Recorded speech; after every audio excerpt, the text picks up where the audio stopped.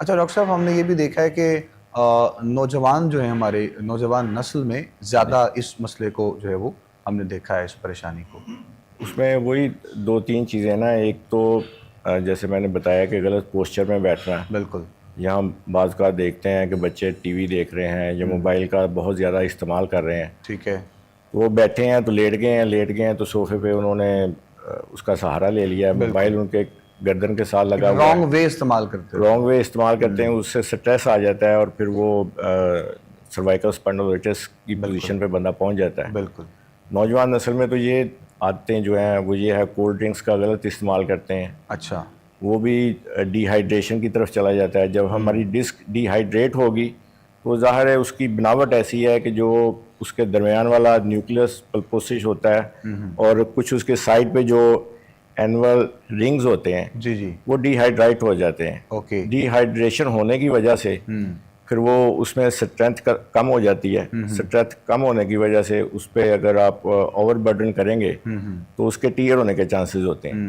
اگر وہ ٹیئر ہوگا، اس کا فلوئڈ باہر نکل آئے گا تو وہ ہمارے L4 L5 کی بیک پہ ہی شیٹک نرو گزرتی ہے، ٹھیک ہے، اگر وہ اسے اریٹیٹ کرے گی تو سارے بلڈ کی سرکولیشن جو ہے وہ متاثر ہوگی، ڈسٹرب ہو جائے گی۔ اس کی وجہ سے پھر تکلیف بھی بہت زیادہ ہوتی ہے اور وہ آپریشن کی طرف پھر بندے کا بالکل رجحان ایسے ہی چلا ہے، جاتا ہے۔ میرے جو بڑے بھائی ہیں مجھ سے، ان کے ساتھ بھی یہ مسئلہ ہے، لیکن الحمدللہ کافی بہتر ہیں وہ، اور اس کی جو تکلیف ہے وہ بڑی جو ہے بہت شدید زیادہ تکلیف تکلیف ہوتی ہے، اٹھنے بیٹھنے میں بڑا مسئلہ ہو جاتا ہے، اور آپریشن اس کا جو ہے نا وہ اس کا حل نہیں ہے، حل نہیں یہ ہے۔ بہت رسکی ہمارا آپریشن کی طرف جانا۔ اچھا کچھ لوگ ہم نے دیکھا ہے کہ کچھ احباب کوئی آئل وغیرہ بھی دیتے ہیں مساج کے لیے نا، مساج کرنا بری بات نہیں ہے، لیکن ہمارے ہاں ہر چیز کو لیکن نا وہ اس کا حل نہیں غلط طریقے سے استعمال کیا جاتا ہے۔ بالکل مساج اگر آپ ہلکے ہاتھ سے پینیٹریٹ کر دیں جسم کے اندر تو چلیں اس کا کچھ نہ کچھ فائدہ ہوتا ہے۔ فائدہ ہوتا ہے، ہم جب آئل لگاتے ہیں نا، ہمارے شروع سے جو روایات چلی آتی ہیں، پورا زور بھی لگاتے ہیں اس کو مساج کرتے ہوئے، ہاں جی ہاں جی، اس سے ٹیشو مزید ڈیمیج ہو جاتا ہے، بجائے فائدے کے ہم اس کا نقصان لیتے ہیں۔ بالکل بالکل بالکل ایسے ہی، بالکل ایسے تو آئل وغیرہ جو ہی، ہے یعنی نا، وہ اتنے جو ہے وہ آپ کے حساس جو ہے وہ ہمارے جو ٹیشو ہے نا وہ ہمارے بال سے بھی زیادہ باریک ہے، بال سے اس پہ اگر ہم زیادہ وزن لگائیں گے، زور لگائیں گے تو ہم فائدہ لینے کی بجائے نقصان لیں گے اس سے۔ بالکل بالکل ایسے ہی ہے۔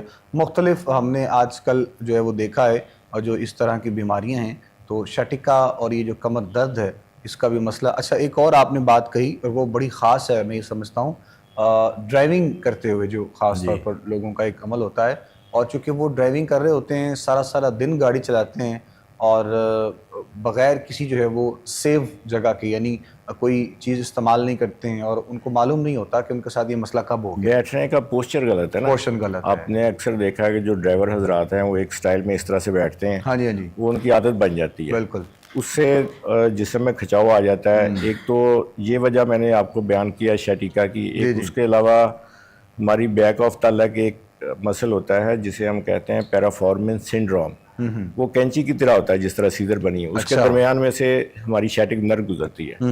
جب ہم غلط پوسچر میں 5 گھنٹے 6 گھنٹے روزانہ بیٹھتے ہیں یا ہیپچول ہو جاتے ہیں تو اس میں کھچاؤ آنے کی وجہ سے جب اس کو شیٹک نرو کو کمپریس کرتی ہے تو کسی روٹ پہ بھی اس کی وجہ سے پھر بہت زیادہ تکلیف، ہم شیٹیکا کا بڑھ جاتی ہے، شکار ہو جاتے ہیں لیفٹ سائڈ پہ یا رائٹ سائڈ پہ، بالکل۔ تو وہ غلط پوسچر میں بیٹھنے کی وجہ سے ہوتا ہے۔ اچھا ابھی جو آپ کے پاس اس کا علاج ہے، جس طرح آپ کر رہے ہیں ماشاءاللہ، اور ہزاروں کی تعداد میں یقیناً ابھی تک ماشاءاللہ آپ نے اس کا علاج کیا ہے، جو پیشنٹس ہیں اللہ نے ان کو صحت دی ہے، تو کتنا ٹائم پیریڈ اس کا ہوتا ہے آپ کے علاج میں جو آپ علاج کر رہے ہوتے ہیں؟ مطلب اس میں ایک بہت یہ عام طور پہ نا ہمارے عام لوگوں میں یہ تاثر پایا جاتا ہے کہ شاید ہومیوپیتھک طریقہ علاج جو ہے نا وہ یہ ذرا لمبا ہے، ہاں تھوڑا لانگ ہے، دیر سے آرام آتا ہے، حالانکہ اس میں یہ بالکل کنسیپٹ جو ہے نا وہ غلط ہے۔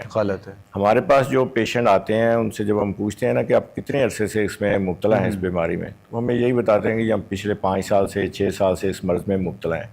ٹھیک ہے، تو جب ہم بنیاد سے اس کو فوکس کرتے ہیں نا بیماری کو، تو اس میں تھوڑا ٹائم لگتا ہے، 15-20 دن مہینہ اس کو سٹریم لائن ہونے میں لگتا ہے۔ بالکل، تو پیشنٹ کہتے ہیں کہ جی دیکھیں جی 15 دن ہو گئے ہیں، حالانکہ وہ 3-4 سال سے سفر کر رہے ہوتے ہیں۔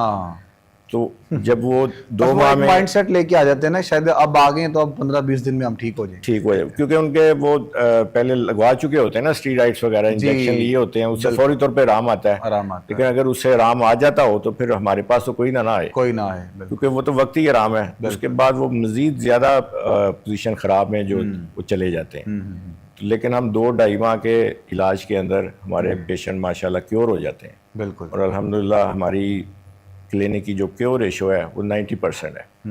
اور آپریشن میں اگر آپ جائیں تو 90% رسک کی پوزیشن ہوتی ہے. اس کی پوزیشن ہوتی ہے. بالکل اپوزٹ جو ہے نا وہ ہماری کیور ریشو ہے اس کا. اچھا. تو پراپر جو ہے وہ صحت یاب ہو جاتا ہے جب پیشنٹ؟ الحمدللہ. تو اس کے بعد بھی کوئی ہوتی ہیں مطلب احتیاط پرہیز جو ہے نا وہ تو کرنی چاہیے، خاص طور پہ وہ لوگ جو زیادہ عمر رسیدہ ہوتے ہیں.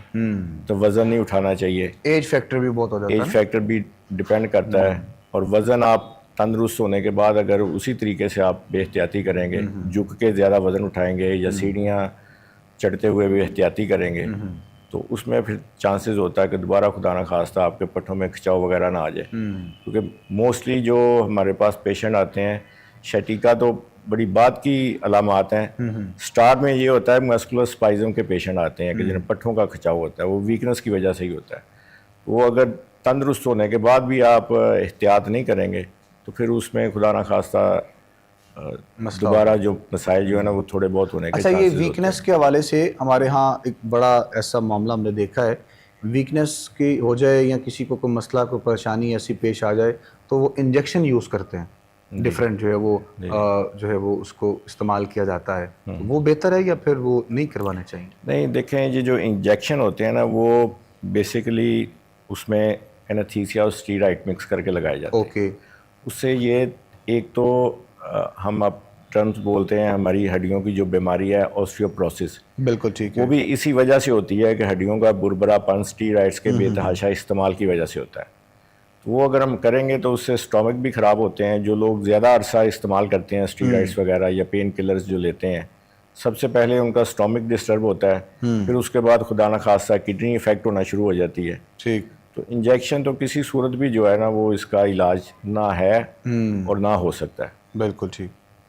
یہ بڑا ایک خاص جو ہے وہ مسئلہ لوگوں کے لیے اس حوالے سے ہے، اور بغیر کسی تحقیق کے ہمارے ہاں اصل میں اگر کسی نے کسی مطلب دوست نے بھی بتا دیا ہے، یعنی یہ جو سیلف میڈیکیشن ہے نا ہمارے ہاں اصل میں یہ ایک بڑا فوری طور پہ اگر کوئی ایشو آپ کو ہوا ہے تو آپ کو پراپر ڈاکٹر کے پاس جانا چاہیے. سیلف میڈیکیشن یا جو گلی محلوں میں ڈاکٹر بیٹھے ہوتے ہیں اس وائے پین کلر کے یا اسٹیرائڈس کے کوئی چیز نہیں دیتے اس کنڈیشن میں. نہ انہیں سمجھ آتی ہے، دیں گے نا ایٹ دا اسپاٹ ہی آپ کو اس کو سٹاپ کرنے کے لیے، بندہ سکون میں آ جاتا ہے، لیکن در حقیقت اس کی زندگی عذاب میں چلے جاتی ہے. زندگی عذاب میں چلے جاتی ہے. اور ایک تو سیلف میڈیکیشن سے بھی پرہیز کریں، اور دوسرا یہ ہے کہ ہمارے ہاں چونکہ 2-3 چیزیں ہیں.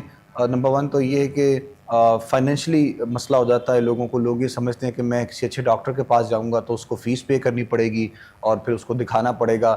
تو اس کے بعد اگر وہ ٹیسٹ لکھ دے گا، ایک تو ٹیسٹوں کا ان کو مسئلہ ہو جاتا ہے، پھر اس کے بعد وہ کہتے ہیں کہ رپورٹ پتہ نہیں کیا آ جائے گی.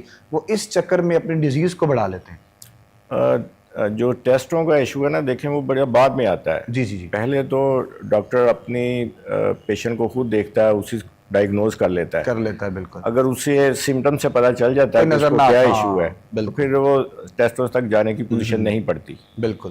اور اسی طرح اگر آپ جیسے کہہ رہے ہیں کہ آسان وے لوگ دیکھتے ہیں کہ سستا علاج یا سستے ڈاکٹر کے پاس چلے جائیں، وہ جب ایک لمبے عرصے تک جاتے ہیں تو صورتحال تو پھر وہی ہو جاتی ہے. ایسے ہی اگر آپ پراپر وے میں جائیں گے تو آپ 2 ماہ میں 1.5 ماہ میں 3 ماہ میں ٹھیک ہو جائیں گے. صحت یاب ہو جائیں گے. بالکل ٹھیک ہے.